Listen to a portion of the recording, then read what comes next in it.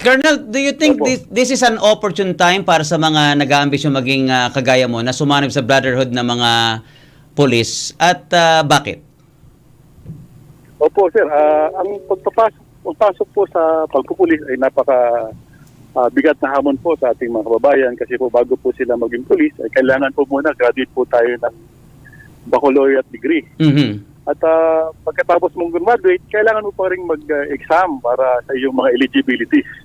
Meron po tayo sa NAPOLCOM, meron po tayo sa Civil Service Commission, at isa po dito yung sa PRC rin po, yung Philippine Regulatory Commission natin. Mhm. Para po sa mga lisensya tulad po ng doktor, abogado, yung iba pa po mga technical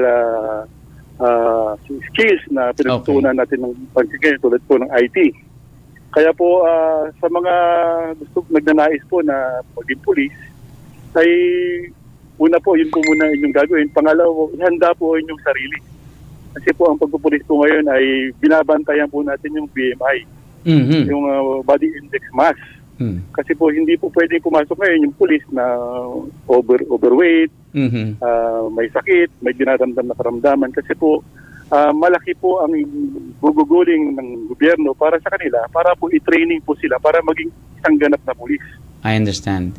Colonel, anong panawagan mo doon sa iba pang mga nag-aambisyon na sumunod sa iyong mga yapak bilang pulis? Pero medyo there's sometimes having second thoughts, nag-aalangan, nangangamba dahil may kasabihan na pagka daw ikaw ay nagpulis, Colonel, ay nasa hukay na yung isa mong paa. Anong panawagan mo sa kanila, Colonel? Opo, sir, sa mga nagnanais po na magpulis ay totoo po yun. Dapat ihanda po nila ang kanilang sarili, ang kanilang pamilya.